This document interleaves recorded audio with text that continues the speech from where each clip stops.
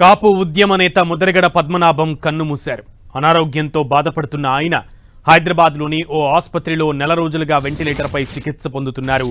శ్వాసకోశ వ్యాధితో బాధపడుతున్న ఆయన పరిస్థితి విషమించడంతో తుది శ్వాస విడిచారు.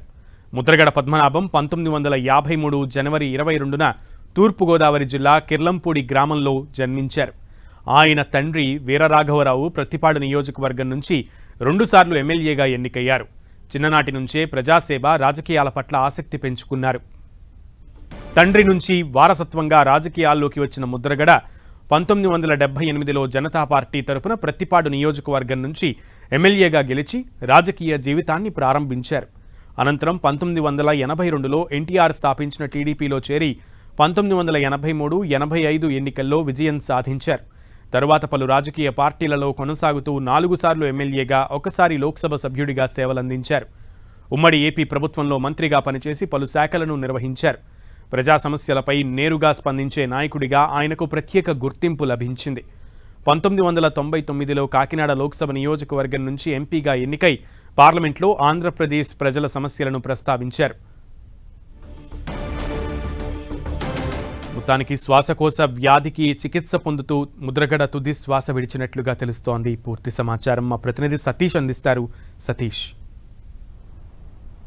మాజీ మంత్రి, కాపు ఉద్యమ నేత ముద్రగడ పద్మనాభం తుది శ్వాస అయితే హైదరాబాద్ సింధు హాస్పిటల్లో గత 30 రోజుల నుంచి కూడా చికిత్స పొందుతూ కొద్దిసేపటి క్రితమే తుది శ్వాస కూడా విడిచారు. కుటుంబ సభ్యులందరూ కూడా హైదరాబాద్ అయితే చేరుకున్నారు. హాస్పిటల్ వద్ద చిన్న కొడుకు గిరితో పాటు హైదరాబాద్ లోనే మిగిలిన కుటుంబ సభ్యులందరూ కూడా ఆసుపత్రికి అయితే చేరుకున్న పరిస్థితి కూడా నెలకొందని కూడా మనం చెప్పుకోవచ్చు. అయితే ముద్రగడ పద్మనాభం అభిమానులు అయితే మాత్రం 2 తెలుగు రాష్ట్రాల్లో ఉండడంతో హైదరాబాద్ పరిసర ప్రాంతంలో ఉన్న ముద్రగడ అభిమానులందరూ కూడా సింధు హాస్పిటల్కి అయితే చేరుకున్నారని కూడా మనం చెప్పుకోవచ్చు. అయితే ప్రస్తుతానికైతే మాత్రం మృతదేహాన్ని రేపు ఉదయానికల్లా కాకినాడ జిల్లా కిల్లంపూడి గ్రామానికి అయితే తీసుకొచ్చే అవకాశం అయితే ఉంది. తీసుకొచ్చిన అనంతరం కూడా అంత్యక్రియలు కూడా నిర్వహిస్తారని కూడా మనం చెప్పుకోవచ్చు. అయితే ప్రస్తుతానికైతే మాత్రం ముద్రగడ పద్మనాభం అయితే మాత్రం పార్టీలతో సంబంధం లేకుండా, కులాలతో సంబంధం లేకుండా ప్రతి ఒక్కరికి కూడా ఆత్మీయ నాయకుడిగా అయితే అందరికీ కూడా కావాల్సిన నాయకుడిగా ఉన్న నేపథ్యంలో ప్రతి ఒక్కరూ కూడా ముద్రగడ పద్మనాభం ఇక లేరు అనే మాటను అయితే మాత్రం జీర్ణించుకోలేని పరిస్థితి అయితే ఉందని కూడా మనం చెప్పుకోవచ్చు. 2 రాష్ట్రాల్లో కూడా ప్రజాప్రతినిధులు ప్రతి ఒక్కరితో కూడా ముద్రగడ సత్సంబంధాలు అయితే ఉన్న నేపథ్యంలో ప్రతి ఒక్కరు కూడా కన్నీటి పర్యంతం అవుతున్న పరిస్థితి కూడా ఇక్కడ నెలకొందని కూడా మనం చెప్పుకోవచ్చు. సునీల్ అయితే ప్రస్తుతానికైతే మాత్రం ముద్రగడ మృతదేహాన్ని రేపు ఉదయానికల్లా తన సొంత గ్రామమైన కిర్లంపూడి అయితే తీసుకొస్తారు. కిర్లంపూడిలోనే అంత్యక్రియలు కూడా నిర్వహిస్తారని కూడా మనం చెప్పుకోవచ్చు.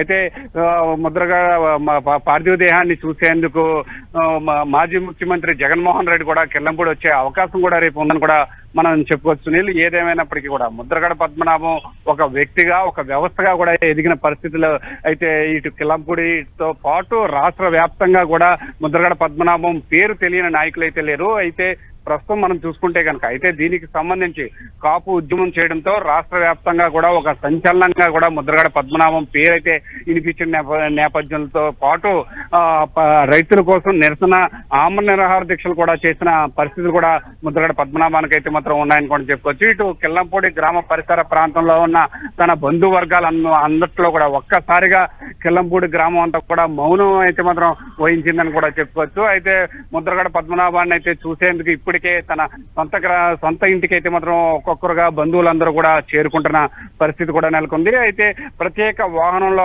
ముద్రగడ పద్మనాభం పార్థివ దేహాన్ని అయితే మాత్రం తీసుకొచ్చే అవకాశం కూడా ఉందని కూడా చెప్పుకోవచ్చు. సునీల్, ప్రస్తుతం మనం చూసుకుంటే కనుక అంటే ముద్రగడ పద్మనాభానికి సంబంధించి ఇటు రాజకీయ నేపథ్యం ఉన్న కుటుంబం మొదటి నుంచి కూడా తన తండ్రి రాఘవరావు 2 సార్లు ఎమ్మెల్యేగా చేసిన నేపథ్యంలో ముద్రగడ జననం దగ్గర నుంచి పెరిగిన వాతావరణం అంతా కూడా రాజకీయ నేపథ్యం, సేవా దృక్పథంలోనే ముందుకెళ్లిన పరిస్థితులు కూడా ఇక్కడ నెలకొన్నాయి. అయితే 1983 జనవరి 22వ తేదీన ముద్రగడ కిల్లంపూడి గ్రామంలో అయితే జన్మించారని కూడా చెప్పుకోవచ్చు. 1978లో తొలిసారి ఎమ్మెల్యేగా జనతా పార్టీ నుంచి కూడా ముద్రగడ కిల్లంపూడి నుంచి పోటీ చేసి ఎమ్మెల్యేగా గెలిచారు. తర్వాత ఎన్టీ రామారావు పెట్టిన పార్టీ తెలుగుదేశం పార్టీలో చేరి 2 సార్లు ఎమ్మెల్యేగా గెలిచిన పరిస్థితి కూడా ముద్రగడ పద్మనాభం అయితే ఉందని కూడా మనం చెప్పుకోవచ్చు. చెప్పుకోవచ్చు. అయితే ముద్రగడ పద్మనాభం అయితే మాత్రం 4 సార్లు ఎమ్మెల్యేగా, ఒక్కసారి కాకినాడ ఎంపీగా కూడా గెలిచడంతో పాటు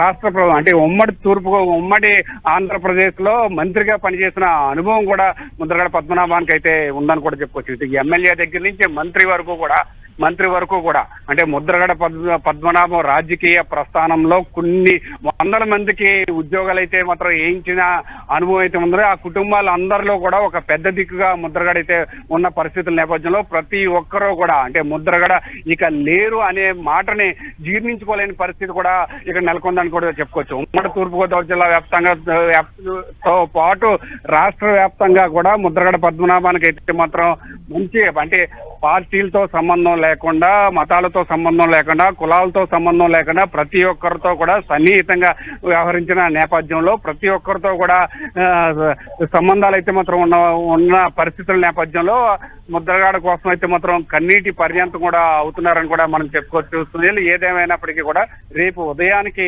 ముద్రగడ పార్థివదేహం అయితే కెర్లంపూడి అయితే చేరుకున్న అనంతరం కూడా అంటే ఇటు అభిమానులు, కుటుంబ సభ్యులతో పాటు అభిమానులందరూ కూడా ముద్రగడని చూసేందుకు అయితే మాత్రం భారీ స్థాయిలో కిల్లంపూడి గ్రామానికైతే వచ్చే అవకాశం ఉన్న నేపథ్యంలో వాళ్ళందరికీ కూడా చూసేందుకు మృతదేహాన్ని కూడా అందుబాటులో ఉంచే పరిస్థితి కూడా ఇక్కడ నెలకొందని చెప్పుకోవచ్చు. అయితే చూసిన అనంతరం అంత్యక్రియలు కూడా నిర్వహిస్తారని కూడా మనం చెప్పుకోవచ్చు. సునీల్, సతీష్, అయితే ఆయన ఇచ్చిన ఒక్క పిలుపుతో దాదాపు 2 దశాబ్దాల పాటు ఆయన ఒకే అంశం మీద పోరాడడం జరిగింది, కాపు కార్పొరేషన్ అంశం మీద.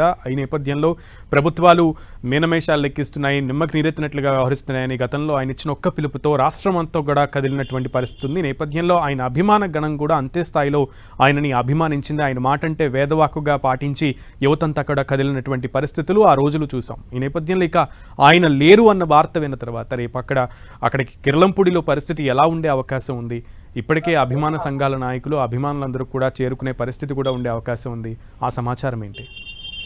అయితే ప్రస్తుతం చూసుకుంటే గనక కాపు ఉద్యమం కోసం ఒకే ఒక మాట మీద కాపు నిరసన అయితే మాత్రం చేసిన నేపథ్యంలో రాష్ట్ర వ్యాప్తంగా అంటే ఒక్క ఉద్యమం అయితే మాత్రం రాష్ట్ర వ్యాప్తంగా ఒక సంచలనాన్ని సృష్టించింది. దాంతో ఇటు 2 తెలుగు రాష్ట్రాల్లో కూడా ముద్రగడ అభిమానులు అయితే మాత్రం ప్రత్యేకంగా కాపు రిజర్వేషన్ కోసం అయితే మాత్రం ఎవరైతే ఈ 2 దశాబ్దాల పాటు ముద్రగడ ఫైట్ చేశాడో, కేవలం ముద్రగడ అని ఒక్క మాటతో అంటే ఒక్క వ్యక్తితో ఆ ఉద్యమం అయితే నడిచిందని కూడా చెప్పుకోవచ్చు. అదే నేపథ్యంలో 2 దశాబ్దాల పాటు ఈ ఉద్యమం అయితే మాత్రం కొనసాగిందని కూడా చెప్పుకోవచ్చు.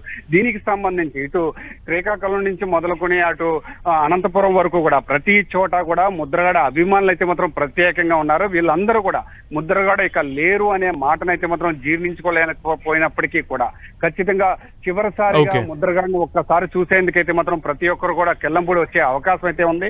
మొత్తం రాష్ట్రం నలుమూల నుంచి కూడా కిల్లంపూడి తన అభిమానులు అయితే మాత్రం చేరుకున్న నేపథ్యంలో పటిష్టమైన భద్రతా ఏర్పాట్లు అయితే మాత్రం ప్రభుత్వం అయితే మాత్రం చేసే అవకాశం కూడా ఉందని కూడా మనం చెప్పుకోవచ్చు. Sunil, okay Satish, thank you.